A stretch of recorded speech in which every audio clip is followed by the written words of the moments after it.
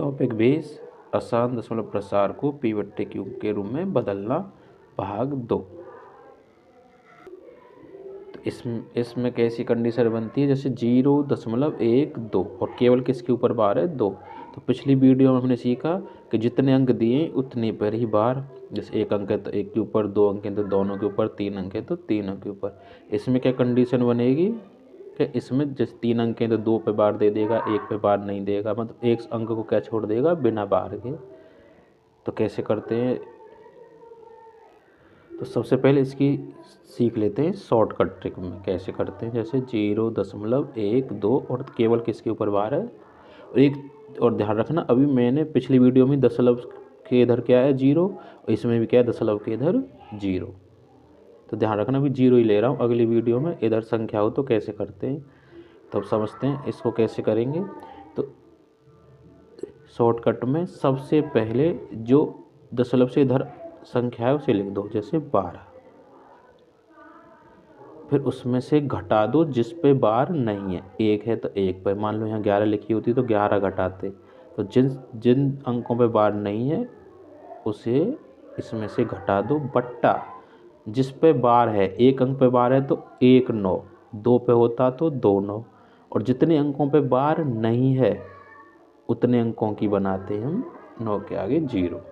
तो दोबारा समझ लो, मान लो यहाँ 1 2 3, 1 2 है और 2 के ऊपर केवल बार है, तो पहले दशमलव के दाईं साइड का जितनी भी संख्या उसे लिखो, उसमें से घटानी है जितने अंकों पे बार नहीं है, बट्टा जितने अंकों पे बार है उतने लिखने 9, 2 अंकों पे होता तो 2 9, 3 होते तो 3 9, और जितने अंकों पे बार नहीं है उतनी लिखानी है 0। तो ये बन जाएगा हमारा 12 में से 1 गया तो 11, 11 बट्टे 90, 90 आ गया। अब करेंगे कैसे, करके देखते हैं। तो करते कैसे हैं, पहले क्या मानते हैं इसे x के बराबर, जिस पिछली वीडियो में सीखा। सबसे पहले पहला समीकरण x बराबर 0.1, 2 के ऊपर बार है तो 2 ही रिपीट हो रहा है बार बार, 2 2 2 2 2 डॉट डॉट डॉट। तो ये बन गया हमारा पहला समीकरण। अब एक ही अंक के ऊपर बार है तो कितने से गुणा करते थे, 10 से, यानी कि समीकरण 1 में दोनों तरफ 10 से गुणा करने पर, अब 10 से इधर करेंगे, 10 से गुणा, 10 गुणा x बराबर 0.1222 गुणा 10। तो 10 का x में करेंगे तो 10x बराबर 10, 10 में कितनी जीरो है 1, तो 0.1 स्थान दाईं तरफ, 1.2222 डॉट डॉट डॉट। यहाँ बन जाएगा हमारा दूसरा समीकरण। अब तो जैसे पिछली वीडियो में सीखा ऐसे ही है, समीकरण 2 में से 1 को घटाने पर, तो घटाते हैं दूसरे समीकरण में, बायां पक्ष है 10x, इधर बायां पक्ष है x बराबर, दायां पक्ष है 1.2222 डॉट डॉट डॉट, इधर दायां पक्ष है 0.1222 डॉट डॉट डॉट। 10x में से x गया है तो 9x बराबर, देखो 2 में से 2 गई 0, 0 0 को नहीं लिखते दशमलव के बाद, 2 में से 1 गया है तो 1, दशमलव का दशमलव, और 1 में 0 गई तो 1।